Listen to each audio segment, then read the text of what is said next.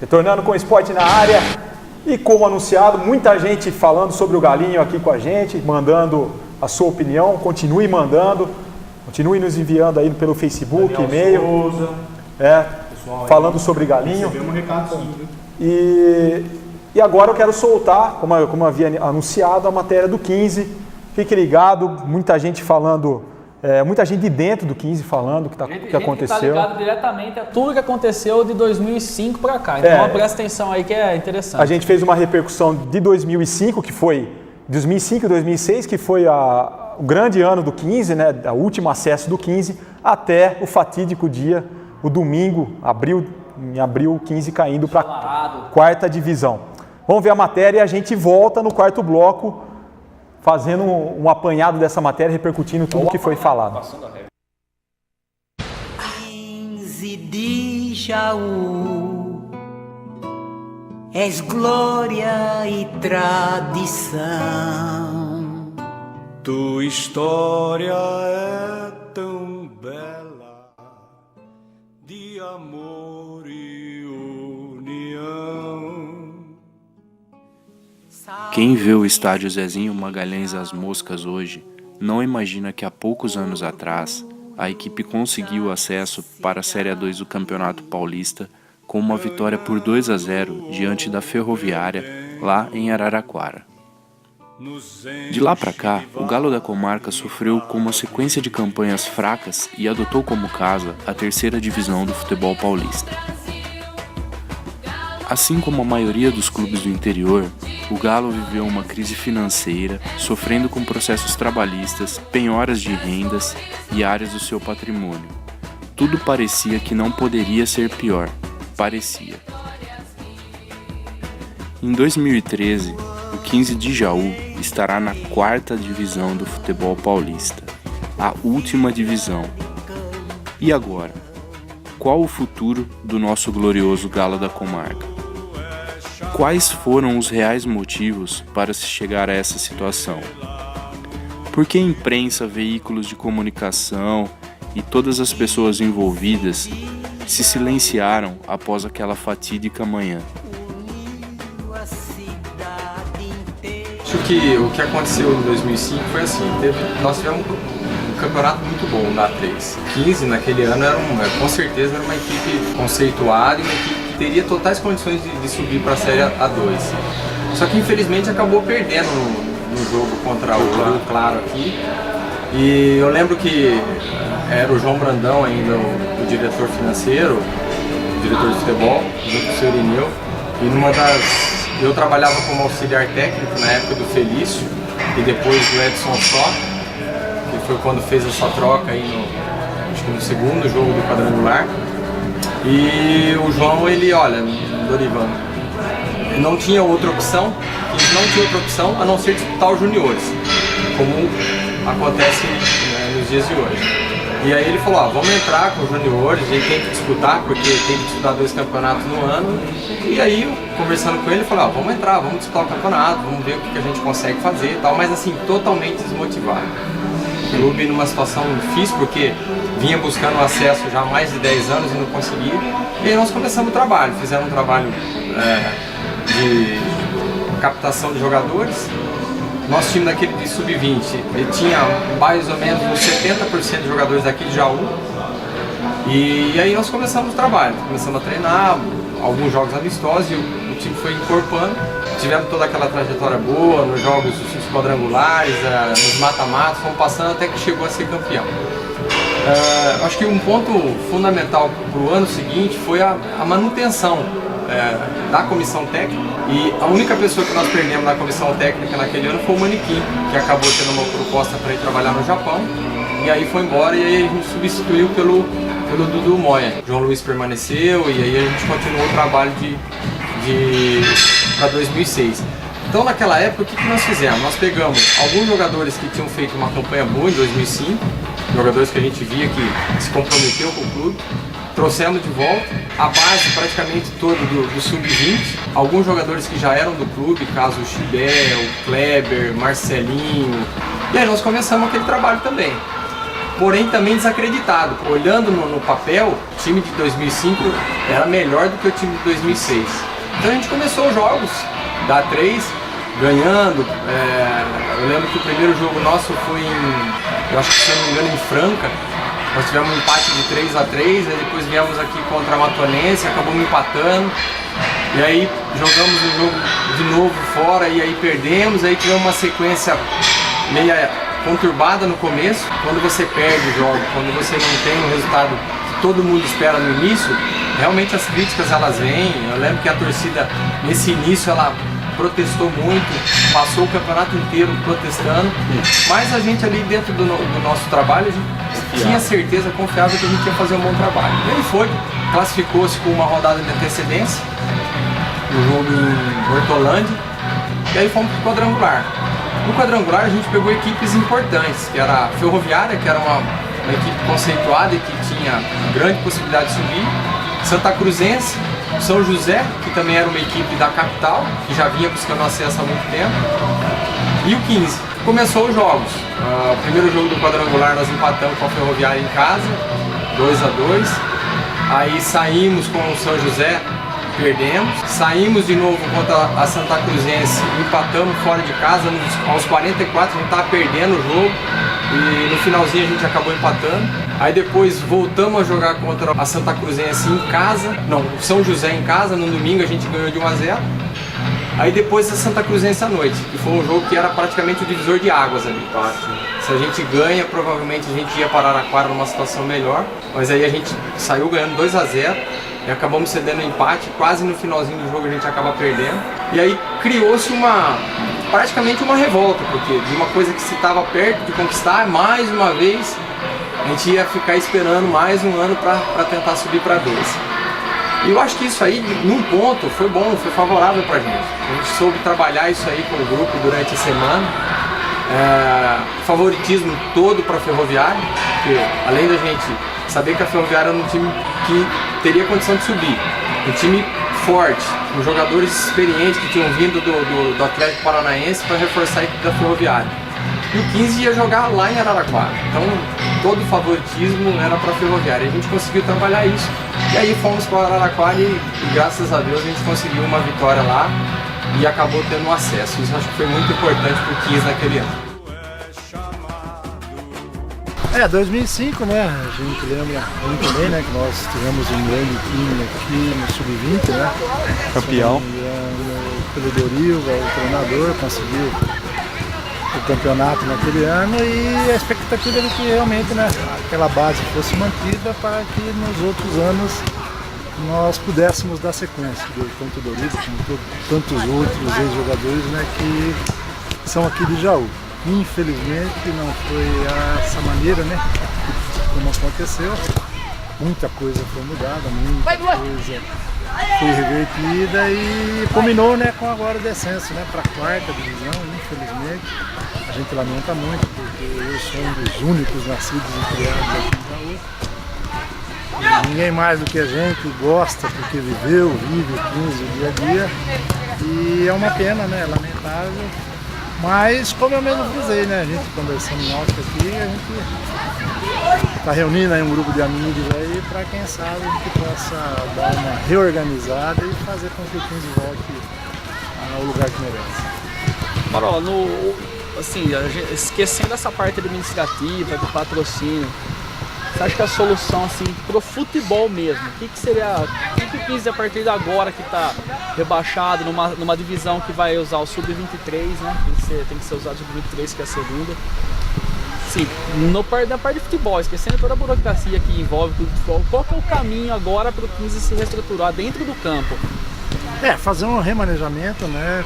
Contratar pessoas realmente capacitadas, que gostem do 15, independente de qualquer outra coisa, que gostem do 15 para poder ajudar. A gente vai precisar muito de patrocinadores, dos amigos principalmente, para que a gente volte a fazer uma categoria de base, desde a Sub-11, Sub-13, Sub-15, Sub-17, as escolinhas, como sempre teve, sempre existiram, e foi o futuro, pelo menos até então, do 15, reorganizar, reestruturar para que a gente possa daqui num longo tempo, não é fácil, né? A gente sabe, a gente chega no meio, que daqui a 3 ou 4 anos a gente possa estar aí disputando aí, quem sabe, na primeira divisão, ou pelo menos a segunda divisão, que eu acho que o 15 mereceria. Bom, a realidade é que hoje você tocar um time de futebol é uma tarefa muito difícil. A gente percebe aí os times aí em dificuldades ou estão devendo muito, né? Ou tem grupos empresariais por trás fortes e que trabalham o futebol como um grande negócio. Então não sei se a saída do 15 vai ser essa, né? Ter um grande grupo de empresários que mantenham e tratem o futebol como realmente deve ser hoje, né? Porque aquela coisa de paixão está ficando difícil, né? Só na paixão, né? É difícil. Hoje o 15 tem o quê? 180, 150 associados, né? Não pode nem ter conta em banco, né? Uma coisa que dificulta, porque o cobrador tem que passar para receber uma mensalidade.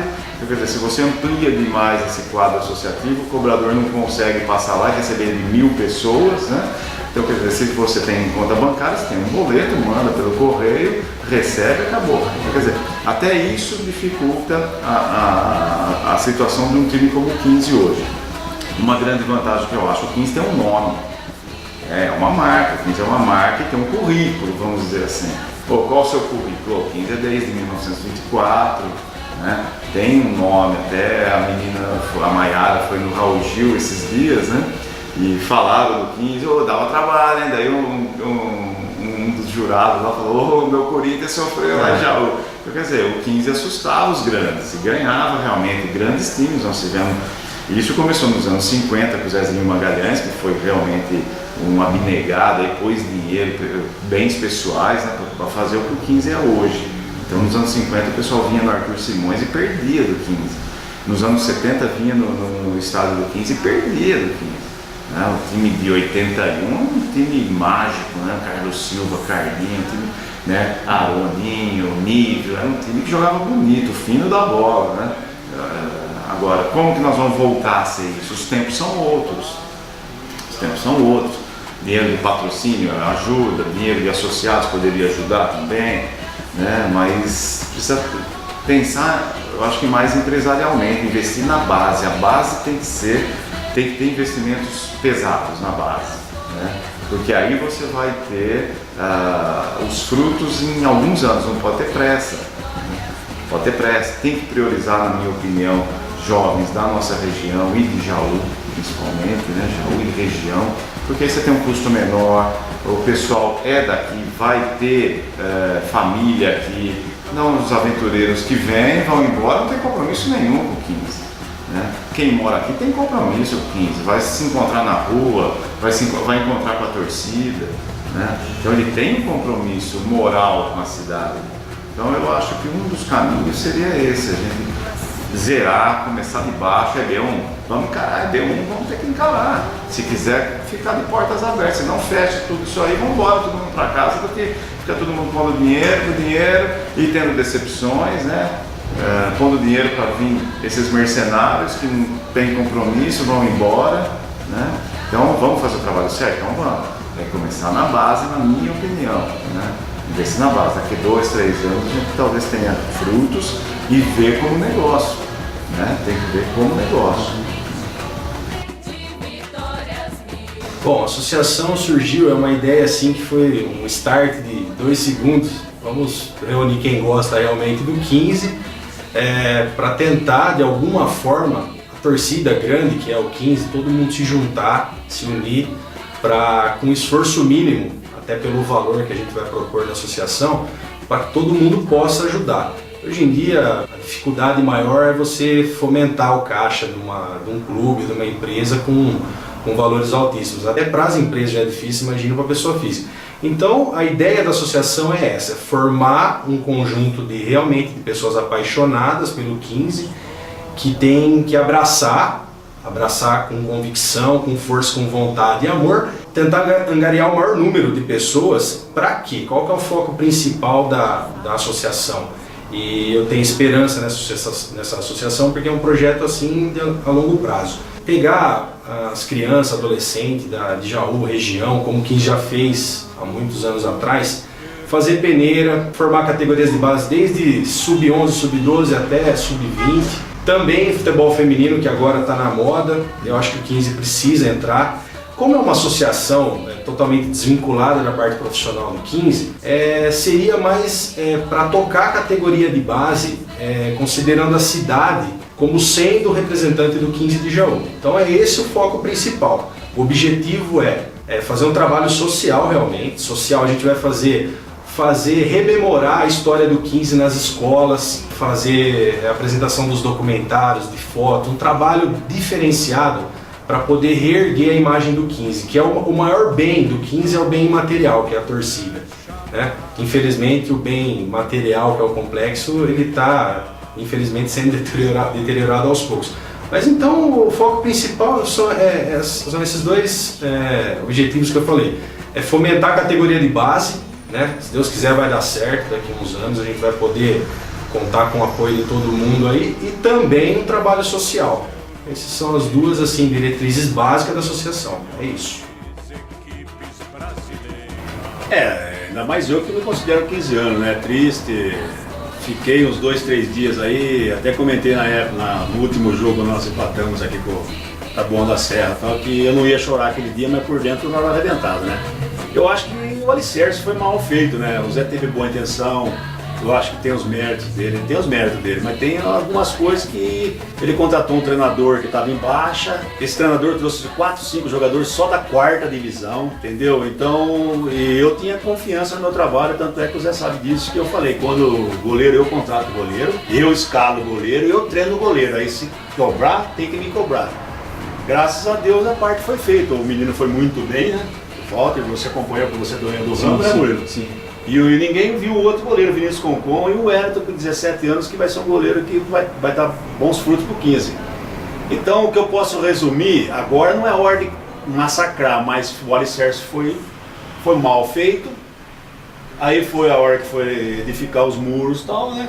Que foi a hora que começou o campeonato. Na segunda rodada já, eu posso agora abrir para você que ninguém sabe disso. Na segunda rodada nós empatamos a primeira rodada com o Barretos, graças ao Walter, 0-0, a atuação dele. Na segundo jogo que Iguaçuana, eu cheguei em casa, liguei pro Fabinho, fisioterapeuta, que é um outro cara que é apaixonado pelo 15. Ajuda muito o 15 também. Falei, Fabinho, com esse time nós vamos cair. Nós vamos lutar para não cair. Na segunda rodada, faltava mais 17. Então você vê a experiência da gente. Fomos jogar em Capivari, tomamos um vareio, eu chorei lá de tristeza. Então essas coisas, até que o Ademir fez uma matéria minha aí e tal, do choro honesto e tal, Ademir Leonel, e que eu ia dando os toques. Então foi esse toque aí, eu fui e a gente foi sentindo. Aí o Zé teve intenção, o Zé contratou tudo que o treinador pediu. O gerente de futebol pediu, tinha o gerente de futebol também, né? Mas a coisa não encaixou. Infelizmente nós conseguimos empatar com o Taboão da Serra, que saiu 3 horas da manhã para jogar com a gente. Tinha um cara lá que pesava 180 quilos, cruzou a bola para o segundo gol e eu ficava lá vendo o resultado do Lima. Eu fui 30 vezes na secretaria, quanto que tá independente, quanto que tá não sei o quê. Eu quase não vi o jogo, eu tinha confiança que a gente não ia empatar com o Taboão da Serra. Mas fazer o quê? Agora é torcer para que as coisas renascem, né? Tudo na vida, né? Não é o fim porque não morreu, né? Mas é lamentável, é isso que eu posso falar. Resumidamente, foi um alicerce. E agora não adianta massacrar o presidente porque ele tem os méritos dele também, porque se não é ele, eu acho que o 15 tinha fechado faz tempo. A situação é essa. Agora, por que o 15 chegou a essa situação? Nesses últimos 8 anos, contando naquele infausto acontecimento do baixinho que nos derrotou naquela partida contra o Rio Claro aqui em Jaú. Meu Deus do céu, erros são cometidos. Errar, como diz o dito popular, é humano, mas persistir no erro é burrice. Então, o 15 de Jaú, ao longo desse tempo todo, já começou errando quando abandonou por completo as categorias inferiores. Não poderia ter abandonado as categorias inferiores de maneira nenhuma. 15 ficou sem base. Então, o que virou o time do 15? Uma verdadeira barriga de aluguel. Como se a entidade 15 de Jaú fosse a barriga e ela ia receber todos esses jogadores que todos os anos vêm, se inscrevem por 3 meses e vão embora. Qual é a finalidade disso para um time de futebol? dá para se tirar um bom proveito, não é contrato de 3 meses, só melhor do que o ano. Não, senhor. É preferível ter um campeonato até com o contrato do ano todo, que pelo menos você tenha a sequência de um time de futebol. Agora acontece o seguinte, aqui em Jaú a coisa sempre foi errada. Por quê? Porque um time de futebol, determinação até do advento da Lei Pelé, que muitos não levaram em consideração, e eu não sei porquê, eu vou até estudar isso. Nada acontece. Teriam que ser transformados como empresas. Por quê? É tratado tudo em conjunto, tudo em reunião, todo mundo se faz presente ali e depois de se discutir num consenso, num comum acordo, é que se toma a direção daquilo que vai ser feito em favor da empresa. Agora no futebol, aqui em Jaú não acontece isso. Por quê? Elege-se uma diretoria. Uma diretoria, por aquilo que eu entendo, porque eu acompanho o 15, não só nesses 60 anos, não, acompanho de antes. Que meu pai foi tesoureiro do 15 de Jaú na década de 40, mas tinha uma diretoria naquele tempo do Amador já. E eu acompanhava meu pai todas as segundas-feiras na sede do 15 de Jaú, tudo aquilo que for tratado, que fora tratado, registrado em ata. Agora mudou o sistema de diretoria? Não mudou. Diretoria é a mesma coisa em qualquer lugar. No caso de futebol especificamente é um presidente e vice-presidente. Hoje eles botam 10 vice-presidentes só para morder dinheiro, um pouquinho de cada um. E mais ninguém apita nada. 2 secretários, que é obrigado a ter primeiro e segundo secretário, e tesoureiros também, primeiro e segundo tesoureiro. Pergunta se tem tesoureiro no 15 de Jaú. Por quê? Porque quem pega o 15, depois que pega por vaidade pessoal, por interesses outros, começa a mandar sozinho. Os presidentes vice, que foram convidados, só faltando botar aquele narizinho vermelho, vão se afastando depois. O que eu estou fazendo aqui? Papel daquele palhaço? Vai embora para minha casa. E aí o presidente fica sozinho e ele se julga que ele pode fazer o que quer. Por quê? Ele fala, eu que estou dando dinheiro, e eu que estou pagando, e eu que estou correndo atrás. Aí ele não consulta ninguém. E aí, ó, ele mete os pés pelas mãos.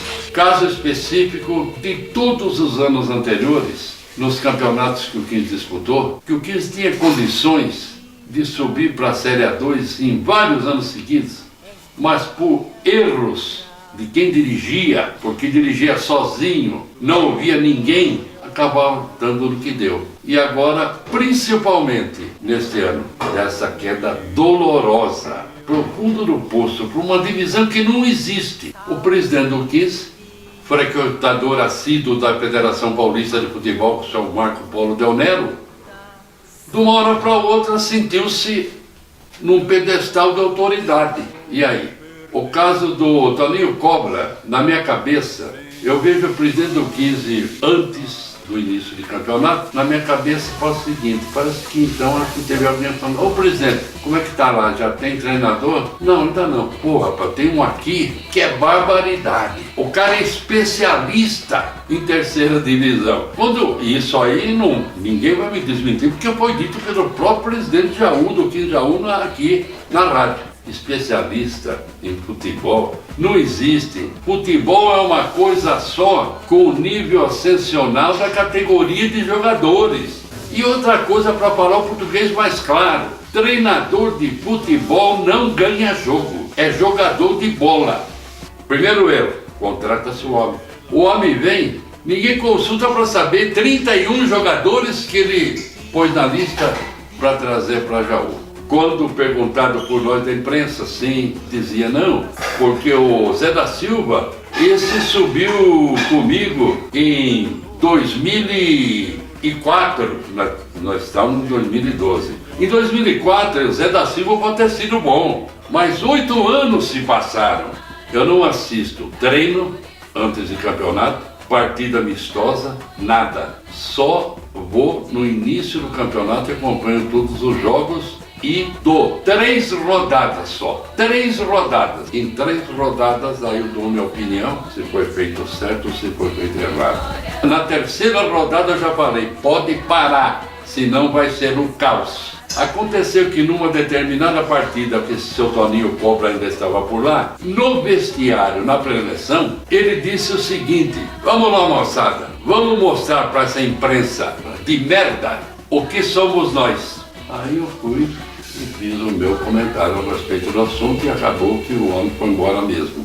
Infelizmente foi tarde demais. Se tivesse mandado um pouquinho antes, nós estaríamos hoje ainda na Série A3 e não onde nós fomos parar. Então é o seguinte, é por isso que eu digo, não adianta correr, fazer tudo apressadamente. Por exemplo, nós vamos ter, se não me falha a memória, eleição agora em novembro para se eleger o presidente do 15 de Jaú. Então eu peço para os verdadeiros 15 anos, as pessoas que realmente gostem do 15 de Jaú, se unam, comecem a conversar desde já. Façam até, se possível, uma constituição de uma chapa para a diretoria do 15, pegando elementos dos mais diversos setores da sociedade, para fazer uma mescla de elementos onde possa se exercitar aquilo que eu disse, o comando do futebol como uma empresa, reunindo-se toda semana numa segunda-feira, fazendo reunião, discutindo-se aquilo que se pretende fazer e sempre fazendo em consenso. Aí sim tem um rumo, aí sim tem um norte, aí sim podemos chegar a um lugar comum através de uma planificação,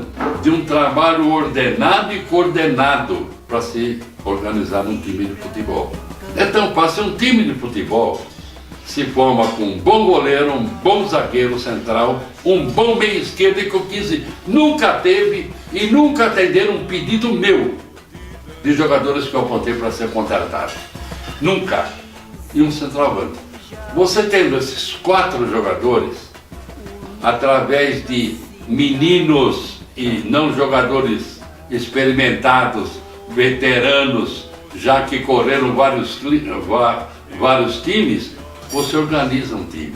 Essa situação do 15, eu jamais esperava que acontecesse isso. Aconteceu. E do mesmo modo que aconteceu isso, eu repito, se não usarem a cabeça desde já, pensando já para o ano que vem, se estruturando, já fazendo uma infraestrutura, se organizando, vamos nos organizando desde já para montar um time capaz de, no mesmo ano, entrar e voltar. Porque se patinar no primeiro ano, aí nunca mais. E quem vê hoje o estádio Brasil Magalhães assim vazio, nem imagina que por esses vestiários aqui já passaram jogadores como o Afonsinho, Edu, França, Sony Anderson, Marola, Wilson Mano, Alfinete, brilharam nesse gramado aqui. Gramado que já trouxe muitas glórias para a equipe de Jaú. O mesmo gramado que decretou o rebaixamento do 15 para a segunda divisão.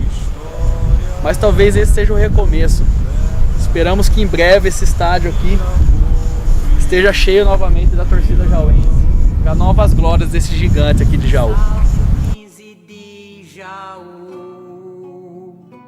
Orgulho da cidade, ganhando ou perdendo, nos enche de vaidade.